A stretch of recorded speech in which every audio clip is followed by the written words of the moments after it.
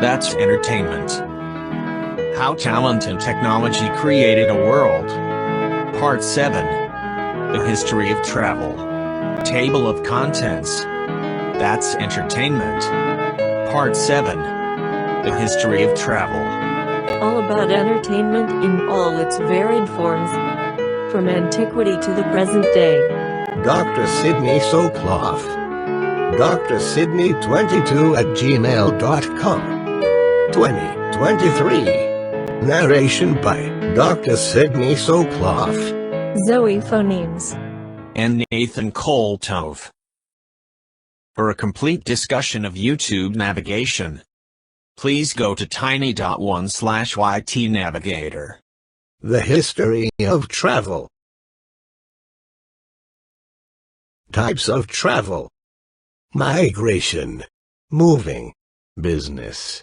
Personal social, seeing friends or relatives. Personal, tourism. Migration.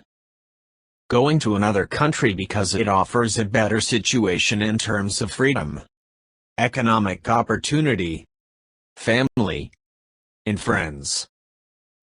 2. Moving. 3.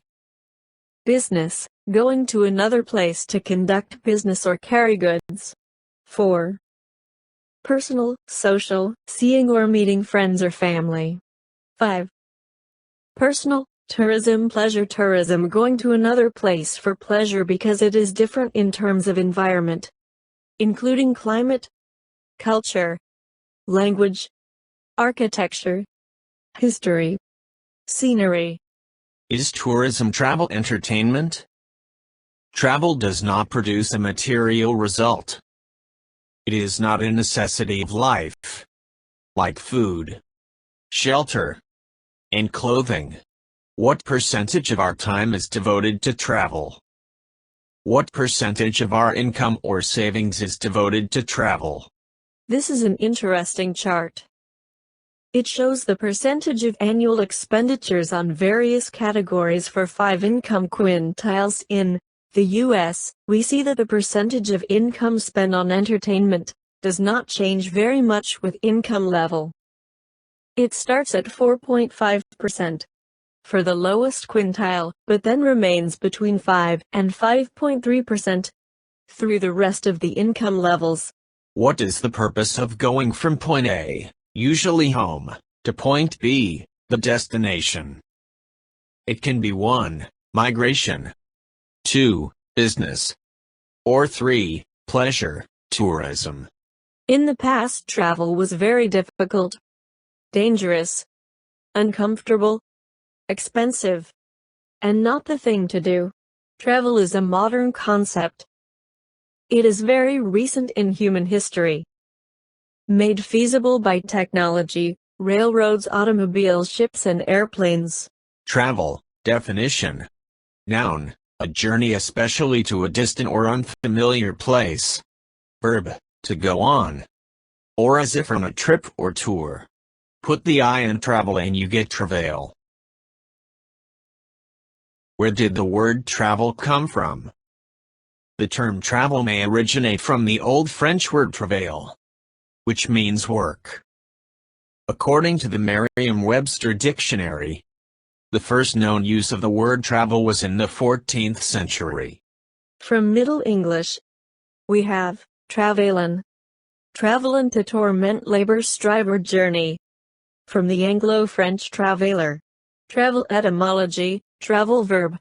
From the late 14th century.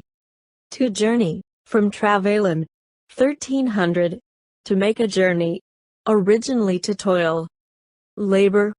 The semantic development may have been via the notion of go on a difficult journey, but it also may reflect the difficulty of any journey in the Middle Ages. It replaced the Old English word fahren, related to the German word fahren. Travel etymology. Travel, noun. From the late 14th century. Action of traveling, from travel, verb. Travel's accounts of journeys is recorded from the 1590s. Travel agent is from 1925. Entertainment is important in the modern world and combines talent with technology. We will explore the world of entertainment from the theaters of antiquity to the musical plays and operas of the Middle Ages and the Renaissance, and then to phonographs and radios, motion pictures and TV, and up to the modern-day era of MP3 players, cable, internet, and streaming video. Before we go any further, let us define what we mean by entertainment. The word entertain first came into use in English in the late 15th century as a borrowing from the Old French word entretenir, meaning to keep up, maintain, to keep someone in a certain frame of mind. The Old French word entretenir dates to the 12th century and had the meaning of hold together, stick together, or support. The Old French entre originated from the Latin word inter or among plus tenere from the Latin tenere to hold. The word entertainment is currently being used as a noun meaning the action of providing or being provided with amusement or enjoyment, an event, performance, or activity designed to entertain others. The action of receiving a guest or guests and providing them with food and drink. We will use the word entertainment in these lectures in a broad sense to refer to activities in which the participants see and or listen to performances by others that are intended to bring enjoyment. The performance can be by an individual or group, and can be live or recorded. In entertainment, one is transported from the real world of one's existence to a fantasy world beyond one's real-world existence. It could be like being transported into an almost dream-like or hypnotic state.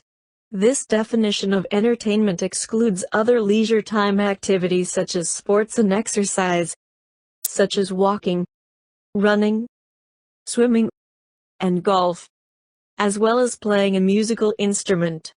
This definition of entertainment does include, however, spectator sports such as watching a baseball or football game, and listening to others playing music. Entertainment includes activities that are considered enjoyable, pleasurable, and amusing, such as listening to music, or viewing comedy or romance movies or TV shows. Entertainment, however, can also come from viewing things that are unpleasant, such as horror movies, crime movies, and TV shows. Entertainment could include educational activities, such as watching a documentary on TV or attending a lecture. However, attending school or taking a college course to fulfill a degree requirement might not be considered entertainment. Nevertheless, for most senior citizens, most leisure time is spent as a spectator being entertained, and not as an active participant, and much of this time sitting in front of a TV. These were the essentials of life in the olden days: air, water, food, and shelter. We could live without air for only about 3 minutes, without water for maybe 3 days, and without food for perhaps 3 weeks. Living without shelter depends on whether you live in the frigid Arctic or in the balmy tropics. Shelter of old was just basic protection from the elements: heat, cold, wind, rain, and snow. Modern shelters also include HVAC, heating, ventilating, and air conditioning, and perhaps air purifiers and humidity control. Also included in the concept of shelter is protection from the elements, including clothing, as well as security and protection of property and from external threats. These are now the essentials of life in the modern world: air, water, food, shelter, and now entertainment. Entertainment includes passive forms, such as reading, listening, and viewing, but also could include active forms such as travel, sports, and conversation. In the olden days, the co-activities of sleep, food, and shelter occupied most of the time. There was very little, if any, entertainment of any sort available. This is also true, even today, for many people in the world. In today's world, especially in many countries, the core activities, especially working, take up little or no time among the elderly and retired population. Entertainment, in its many forms, then fills the void. This represents the distribution of available time for adults of working age. Entertainment is typically around 17% or about 4 hours of the day. This represents the distribution of available time for retired or elderly adults. Entertainment is typically around half of the entire 24 hours of the day. What is entertainment? And what is not? There are passive forms of entertainment such as seeing a movie or play, listening to music, an audiobook, or the radio, or reading a book.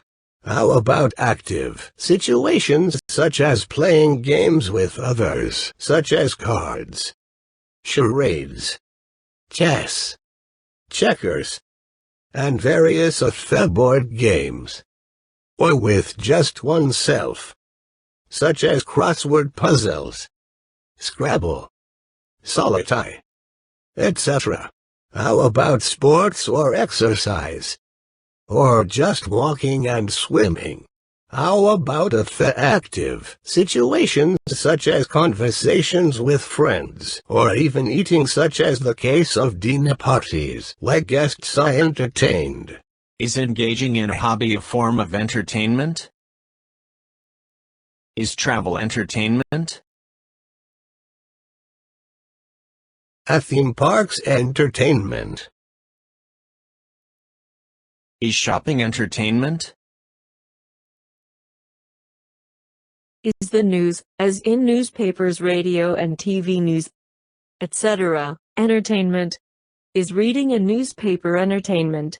Is listening to the news on the radio or television considered entertainment? Is lifelong learning entertainment?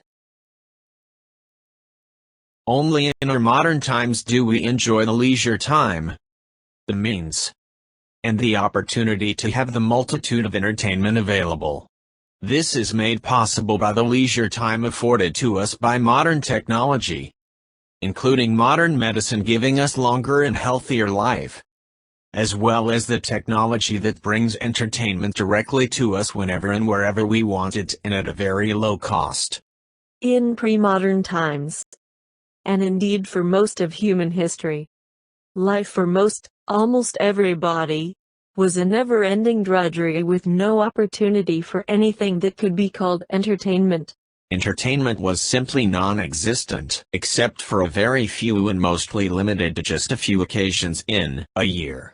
In our modern times, technology has given us longer lives and a more comfortable and interesting life. Talented technology. Talent takes place in front of the stage, with the microphone and the camera. Technology is everything that occurs behind the stage, the microphone and the camera. The history of travel. Types of travel. Migration, moving, business, personal, social, seeing friends or relatives, personal, tourism. Migration. Going to another country because it offers a better situation in terms of freedom, economic opportunity, family and friends, etc. 2. Moving, change one's place of residence, usually within the same country, often for purposes of employment. 3. Business, going to a place to conduct business or carry goods. 4. Personal, social, seeing or meeting friends or family. 5. Personal, tourism, pleasure, tourism, Going to another place for pleasure because it is different in terms of environment, including climate, culture, language, architecture, history, scenery, etc. Is tourism travel entertainment? Travel does not produce a material result. It is not a necessity of life, like food, shelter, and clothing. What percentage of time is devoted to travel? What percentage of income or savings is devoted to travel? This is an interesting chart. It shows the percentage of annual expenditures on various categories for 5 income quintiles. In the U.S., we see that the percentage of income spent on entertainment does not change very much with income level. It starts at 4.5% for the lowest quintile, but then remains between 5 and 5.3% through the rest of the income levels. What is the purpose of going from point A, usually home, to point B, the destination? It can be 1, migration, 2, business, or 3, pleasure tourism. In the past, travel was very difficult, dangerous, uncomfortable, expensive, and not the thing to do. Travel is a modern concept. It is very recent in human history, and made feasible by technology, railroads, automobiles, ships, and airplanes. The dictionary definition of the word travel as a verb is to go from one place to another, especially over a long distance. However, in the modern sense, it often has a more limited connotation, referring to traveling for pleasure or tourism, rather than just the act of changing one's location. It thus does not include migration or moving one's home or place of residence. In the modern sense, traveling is almost synonymous with touring or tourism. Travel. Definition. Noun. A journey, especially to a distant or unfamiliar place. Verb. To go on or as if on a trip or two. Put the I in travel and you get travail. Where did the word travel come from? The term travel may originate from the Old French word travail, which means work. According to the Merriam-Webster dictionary, the first known use of the word travel was in the 14th century. From Middle English we have travailen. Travailen, to torment. Labo. Strive. Journey. From Anglo-French travailler. Travel etymology, travel, verb. From the late 14th century. To journey, from travailen, 1300, to make a journey, originally to toil. Labor, see travail. The semantic development may have been via the notion of go on a difficult journey, but it also may reflect the difficulty of any journey in the Middle Ages. It replaced the Old English word fahren, related to the German word fahren. Travel etymology. Travel, noun. From the late 14th century. The action of traveling, from travel, verb. Travel's accounts of journeys is recorded from the 1590s. Travel agent is from 1925. Travel in classical antiquity. Travel in classical antiquity over long distances was a specialized undertaking. Most travel was done in the interests of warfare, diplomacy, general state building, or trade. Social motivations for travel included visiting religious sites, festivals such as the Olympics, and health-related reasons. Most travel was difficult and expensive, due to the danger of violence, the scarcity of well-maintained roads, and the variability of travel times on water. As ancient ships were subject to the vagaries of both the wind and the tides. Much of ancient literature is concerned with travel. The Odyssey, for example, relates the tale of Odysseus' travel home to Ithaca over a 10-year period. Later, the Aeneid tells the story of Aeneas' flight from Troy. Elsewhere, travel narratives from authors such as Herodotus and Caesar form more examples of how individuals moved throughout the ancient world. Both Greek and Roman society had mores surrounding travel and the treatment of guests. In pre-modern times, travel was done mainly out of economic necessity and not for pleasure. Travel was difficult, expensive, dangerous, and a very unpleasant experience. Travel by land was on foot, or at best by horseback, donkey or camel, or perhaps by wagon. The roads were generally unpaved and rough. They could be almost impassable in the rainy season when they turned into a sea of mud. The average speed for a walking horse is about 4 miles per hour. And at a trot, it is up 8 miles per hour.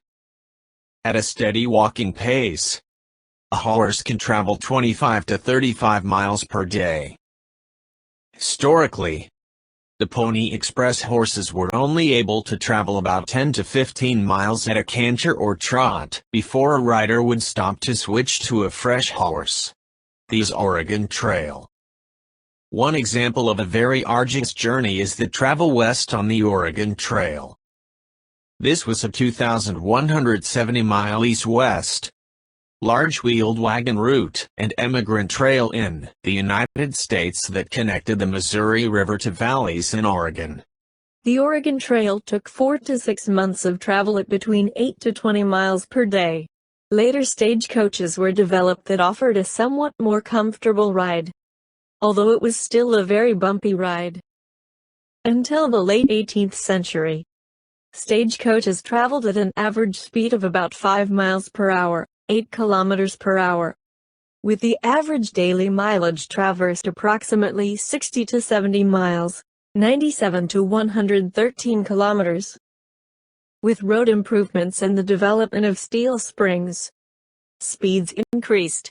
By 1836 the scheduled coach left London at 19:30, traveled through the night, without lights, and arrived in Liverpool at 16:50 the next day, a distance of about 220 miles, 350 kilometers, doubling the overall average speed to about 10 miles per hour, 16 kilometers per hour, including stops to change horses. Travel by sea in the age of sailing ships was a very long, often wave-tossed, and uncomfortable journey. The average speed to cross the Atlantic was just around 10 knots, 11.5 miles per hour, back in the days of sail. With steam power, this increased to almost 30 knots, 35 mph. By airplane, there was a huge leap in speed to the range of 100 knots, 115 miles per hour in the early days of flight, 1930s, to 500 knots, 575 miles per hour with the modern jets. The supersonic Concorde boosted these speeds up to 1,150 miles per hour to 1,500 knots, 1,725 miles per hour. Between 1840 and 1860, from 300,000 to 400,000 travelers used the 2,000-mile overland route to reach the Willamette Valley, Puget Sound, Utah, and California destinations. The journey took 4 to 6 months, with wagons making between 10 and 20 miles per day of travel. The Oregon Trail was a wagon road stretching 2,170 miles from Missouri to Oregon's Willamette Valley. It was not a road in any modern sense, only parallel ruts leading across endless prairie, sagebrush desert, and mountains. Emigrants typically traveled 12 to 15 miles per day, and it took 4 to 6 months to travel the 2,000 miles. Modern ships make the trip between New York City and Southampton in the UK in 7 days. Although in the golden age of transatlantic liners the crossing time was as little as 5 days. Accommodations in the early days were few and far between. Travel for pleasure or tourism really became practical for many people with the development of railroads in the mid to late 19th century. Instead of being limited to a stagecoach speed of about 5 miles per hour, the early railroads offered speeds of 30 miles per hour in the 1830s. This increased to 78 miles per hour by 1850 in Britain, although in the US it was just 25 miles per hour in the West until the late 1800s. This shows the time it took to travel from New York City to other places in the US in 1800. This was by land before the railroad. We see that it took over a week to travel to the west beyond the Appalachian Mountains, 2 weeks to Cleveland, 4 weeks to Detroit, and 6 weeks to Chicago. Not only was it time-consuming, but it was also a very difficult and arduous journey. This shows the time it took to travel from New York City to other places in the U.S. in 1830. By this time, the railroad network had been established over the eastern U.S. to the Appalachian Mountains. We see that it took 6 days to travel to the west beyond the Appalachian Mountains and to Cleveland.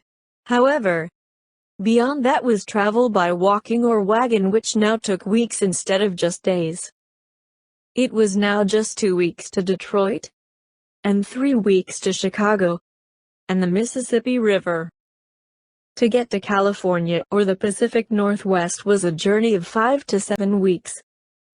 Not only was this time-consuming, but it was also a very difficult and arduous journey. This shows the travel time in days from New York City in 1800 and in 1830. This shows travel times by rail from New York City in 1800 in the days before the railroad, and in 1830 as the rail network was expanding the eastern U.S.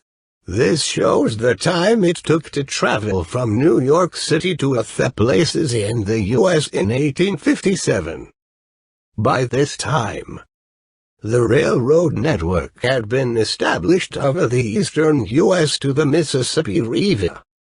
We see that it took only 1 day to travel to the west beyond the Appalachian Mountains and to Cleveland. It was now just 2 days to Detroit, Chicago, and even the Mississippi River. However, beyond that was travel by walking or wagon, and took weeks instead of just days. To get to California or the Pacific Northwest was a journey of 4 to 6 weeks. Not only was this time-consuming, but it was also a very difficult and arduous journey. This shows the time it took to travel from New York City to other places in the U.S. in 1930. By this time, the railroad network had been well established over the entire U.S. to the Pacific coast. We see that it took only 1 day to travel to Chicago, and even the Mississippi River. To get to Denver and the Rocky Mountains was 2 days, and to California was 3 days. By the 1930s, travel by air became possible. By 1930, Denver could be reached from New York City in 1 day, and by 1934, the West Coast could now be flown to in as little as 1 day. This shows the maximum distance that can be reached in 1 day of travel in 1750. The limit for pre-industrial land travel by horse was in the range of 40 to 80 miles. By the 1870s, the railroads increased the distance to 300 miles, and by 1940 it was around 800 miles in 1 day.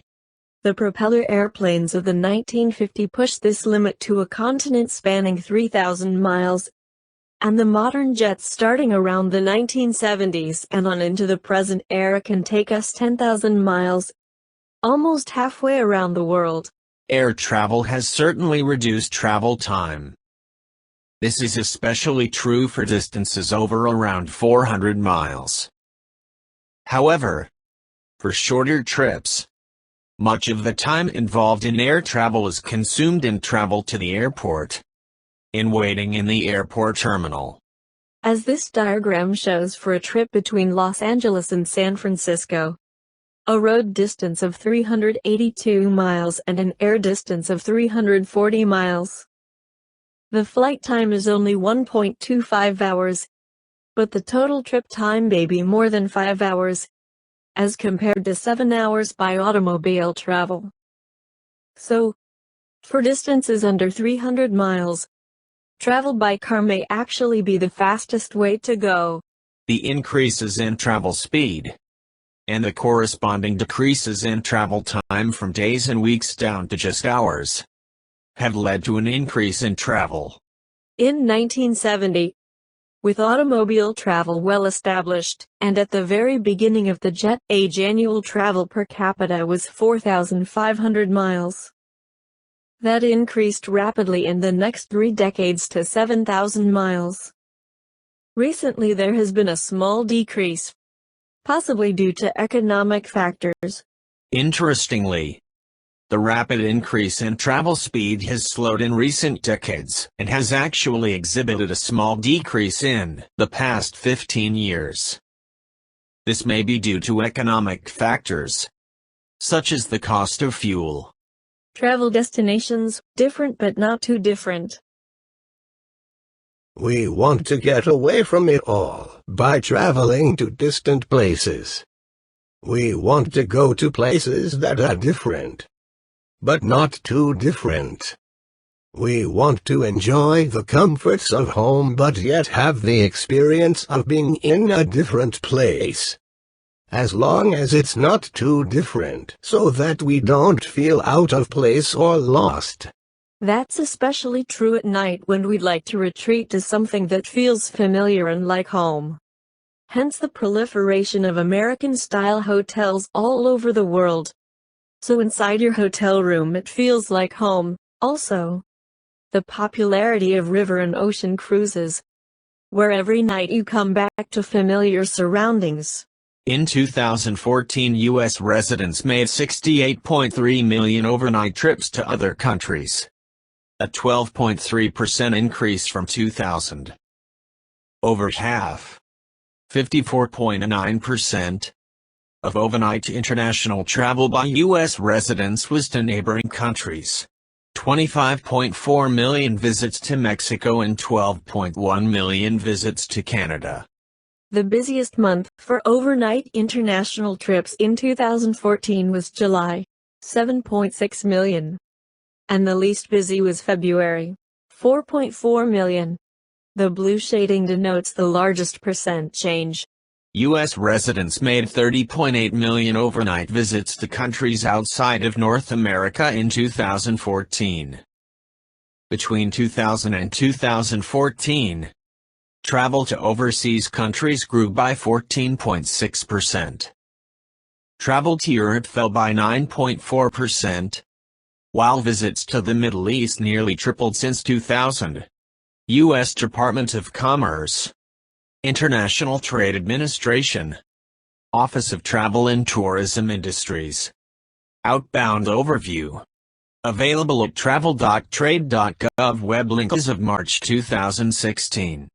According to the National Travel and Tourism Office at the U.S. Department of Commerce, Mexico and Canada were by far the most popular destinations for U.S. resident travelers in 2019. While 39.3 million U.S. residents visited Mexico in 1 year, 15 million made a trip to Canada. Third on the list is the UK with 3.9 million visitors in 2019. Followed by Italy with 3.2 million and France with 3.1 million travelers. The top 8 list is dominated by European countries except the Dominican Republic in 6th place. Barbados, another Caribbean nation, scored the top spot for most increased traveler volume between 2014 and 2019. Barbados saw 6 times the amount of U.S. visitors than it did 5 years before. while visitors to Iceland and Morocco increased threefold in line with the trend of more travel to Europe. Portugal and Croatia also increased traveler volumes. This shows foreign travel by U.S. citizens to various countries. We again note that Europe and the nearby Caribbean and Mexico top the list. No other destination other than Canada even reaches the 5% level. This map shows the 30 most visited countries in the world. And this is a list of the 30 most visited countries.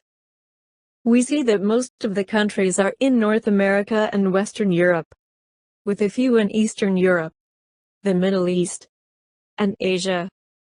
Notably absent are Africa and South America. This is another map showing the most visited countries in the world. And a list of the 30 most visited countries.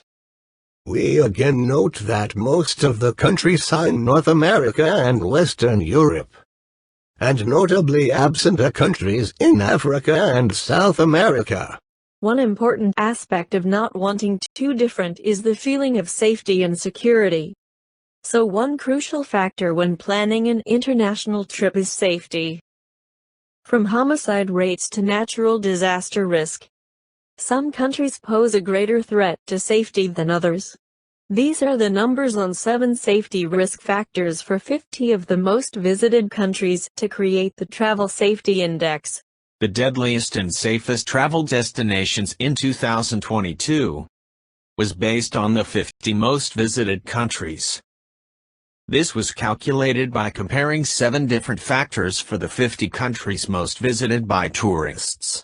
These factors speak to the overall safety and well-being of the nation. All factors were given full weight, up to 100 points, except for the natural disaster risk score, which was given half weight, up to 50 points.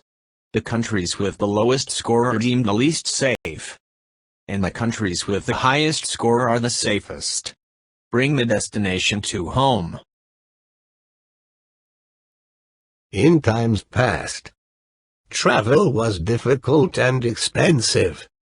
So for most people the closest approach to travel was to hear lectures about travel. In the 1800s, these were mainly oral presentations. One notable example is the lectures given by Mark Twain on his travels around the world. These lectures about travel, or travelogues, were very popular in the 1800s and early 1900s and may have included slide presentations and even motion pictures. The travelogues were often given by adventurers who went to exotic and far-off places. Stereopticons were 19th-century slide projectors that combined 2 images, one for each eye, to create a 3-dimensional effect similar to Viewmasters and virtual reality goggles. This is an example of a stereopticon card. Viewmaster is the trademark name of a line of special format stereoscopes and corresponding Viewmaster reels, which are thin cardboard discs containing 7 stereoscopic 3D pairs of small transparent color photographs on film. The Viewmaster system was introduced in 1939. 4 years after the advent of Kodachrome color film made the use of small, high-quality photographic color images practical. Tourist attraction and travel views predominated in Viewmaster's early lists of reels, most of which were meant to be of interest to users of all ages. Most current Viewmaster reels are intended for children.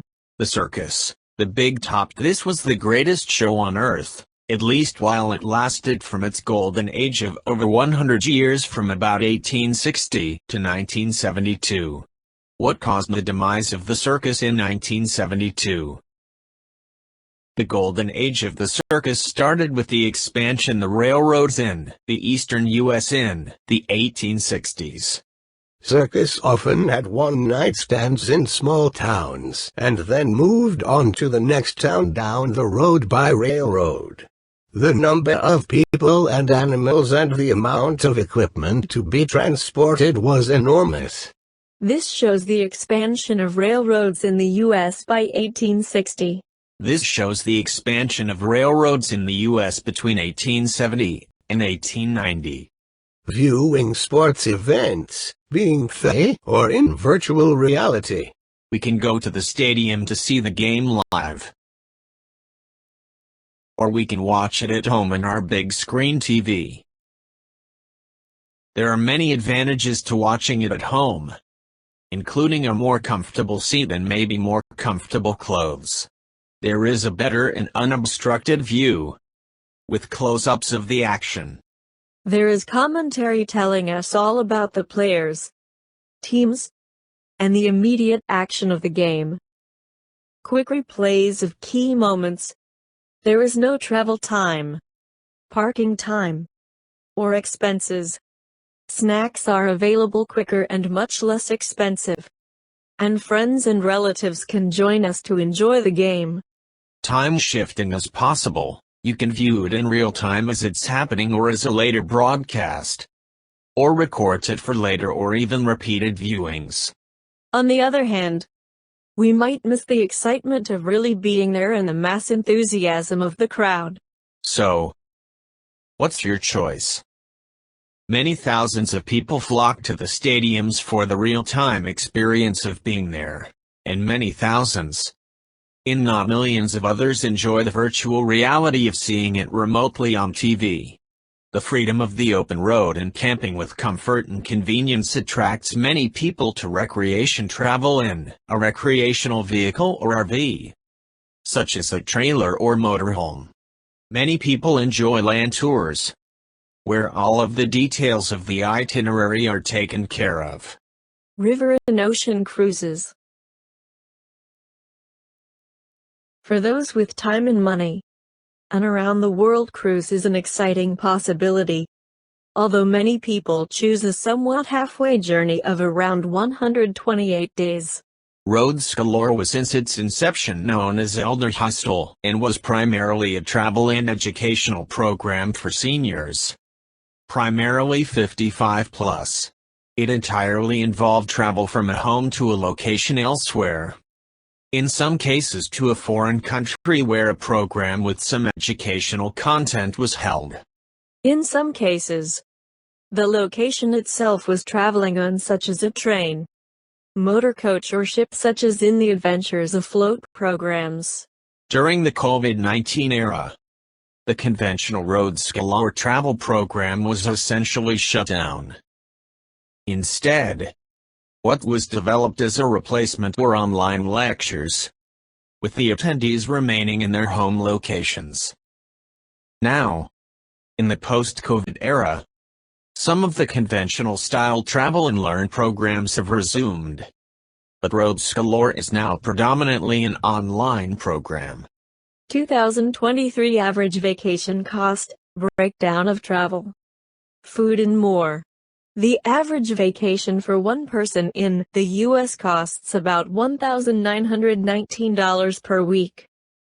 A vacation for two people will typically cost around $3,838 per week. When we travel, there is a lot of, for want of a better word, overhead involved. Each person is transporting some 200 pounds, themselves and luggage, over distances of several thousands of miles. Much of the time when at the destination is spent in hotels and other places, much like you would experience right here where you live. The active sightseeing time might amount to no more than 6 to 8 hours a day, or just 25 to 30% of the time. This is the travel cost for just 4 days of travel for a typical family of 4. A major part of the cost of a vacation is getting there and getting around when there. Namely transportation costs. The cost of lodging can vary greatly depending on the mode of travel. For traveling in an RV, the initial capital cost, that is, the cost of the RV, is very high. But the lodging cost is the lowest. So an RV makes economic sense only for very lengthy trips, perhaps extending over many weeks or even months. The daily cost of eating can be much higher when one eats in a restaurant as compared to buying groceries and eating at home. Indeed, The average price per serving of home-cooked meals is $5, while the average cost of eating out is $25. This shows the average food cost for a vacation. In addition to the basic costs for lodging, restaurants, and transportation, entrance and other fees for various attractions can add substantially to the total cost. These additional expenses for attractions can range from $15 per person for some museums up to almost $300 per day for some theme parks. This shows the average per person cost for domestic, U.S., and for international vacations. The domestic trip is a 4-day vacation, and the international trip is for 12 days. This shows the average cost for various trips in the U.S. and abroad. Note that on a per-day or per-week basis, the vacation abroad will be more expensive than a domestic, U.S., trip due to the high transportation cost, that is, airfare, in getting there. All of this travel spending is a major part of the overall U.S. economy. The cost of travel can vary wildly depending on the destination, especially concerning the cost of lodging. This shows the average cost per day for vacation travel to various U.S. cities. The U.S. cities range from about $330 per day for the least expensive, like Minneapolis and Denver, up to $440 per day for the most expensive like New York City and San Francisco. This shows the average cost per day for vacation travel to various international locations. These can be $500 per day for places like London and Paris, and can even reach $530 to $550 for Stockholm, Sweden, and Geneva, Switzerland. Go out to a movie or stay home and watch TV? The overhead of going out to a movie includes 1. Travel and parking time and cost. 2. The cost of tickets. 3. The cost of refreshments. The theater situation, seats, noise, distractions, etc., may be unsatisfactory. There is no control over the movie presentation, no possibility to pause, replay sections, adjust sound levels, or have closed captions, etc. There may be unproductive time waiting in line for tickets and for the show to begin. This shows how the price of a movie ticket has escalated over the years between 1910 and 1959, from 7 cents in 1910 to $8.43 in 1959. Now the average ticket price is even or gay, as much as over $13 in New York and California. Although for many of the states, it's in the $7 to $8 range. A large part of the revenue of movie theaters comes from the snack bar. Although high ticket prices are a factor, it was the widespread extent of television starting the 1950s that was the major factor in the decrease of movie attendance. This again shows the great decrease in the popularity of movies as a result of television. From a high of about 40 tickets per person annually in the pre-TV years from 1929 to the late 1940s, ticket sales dropped precipitously to only 6 tickets per person in the TV era. This again demonstrates the great decrease in the popularity of movies as a result of television. From a high of about 35 movies annually per person in the pre-TV years from 1929 to 1950, attendance decreased precipitously to only 6 movies per person annually in the TV era. That would be going to a movie only once every 2 months on average. When considering the cost for a typical family of 4, the price differential becomes very substantial. Streaming TV is the delivery of TV programming over the internet. This is becoming a popular choice for TV viewing as a result of the high cost of cable services. This, of course, Depends on how many channels you subscribe to for your streaming service. If you subscribe to many channels, the cost of streaming can actually exceed that of cable. However, since most people already have a high-speed internet connection, the additional cost of streaming TV may be as little as $10 or $20, since there is really no need to subscribe to multiple movie channels. In 2018, the average bill including all of the added fees was a whopping $217. A high-speed internet connection ranges from $50 to $100, so streaming TV has become an attractive alternative. This shows the monthly subscription cost of various streaming movie channels.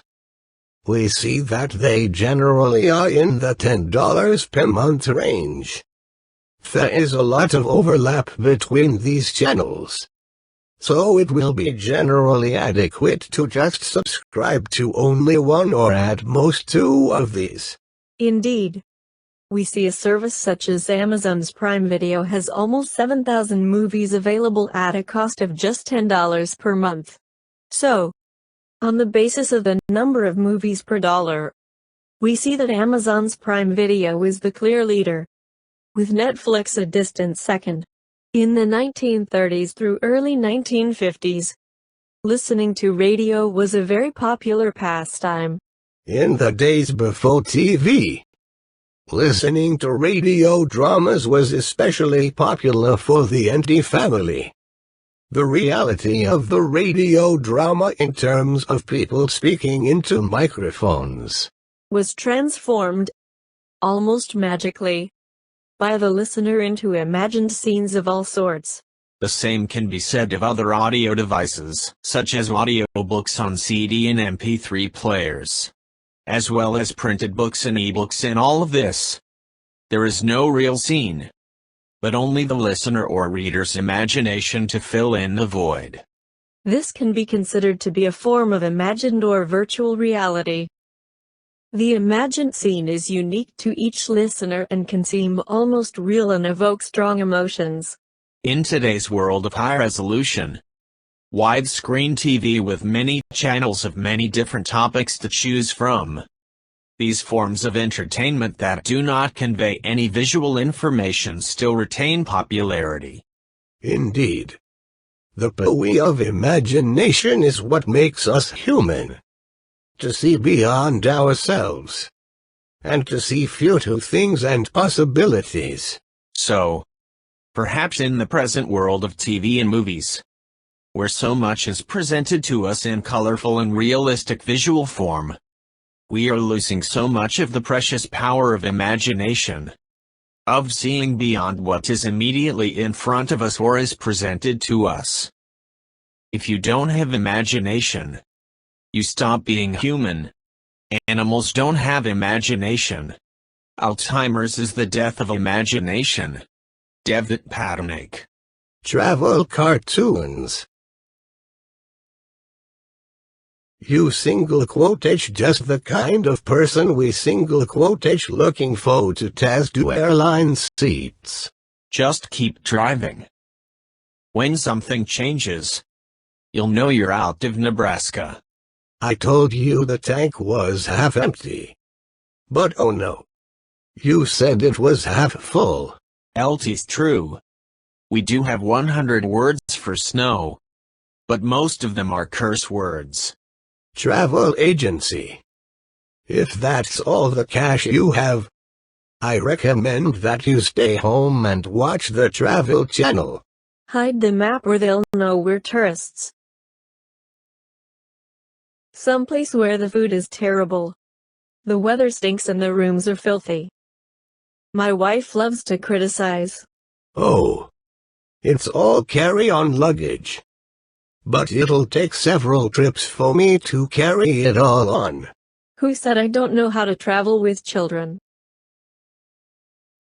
Passengers with a flying license are kindly requested to announce themselves. Recommended videos. Part 7. The History of Travel. Recommended video, History of Tourism Before Industrialization. Recommended video, History of Tourism Travel and Tourism from the Ancient Years to Postmodern Times and Beyond. Recommended video, While We Travel, to Appreciate History, Rick Steves' Europe Travel Guide, Travel Bite. Recommended video, Evolution of Tourism 1600 to 2020. History of Tourism. Recommended video, Travel and Tourism Industry.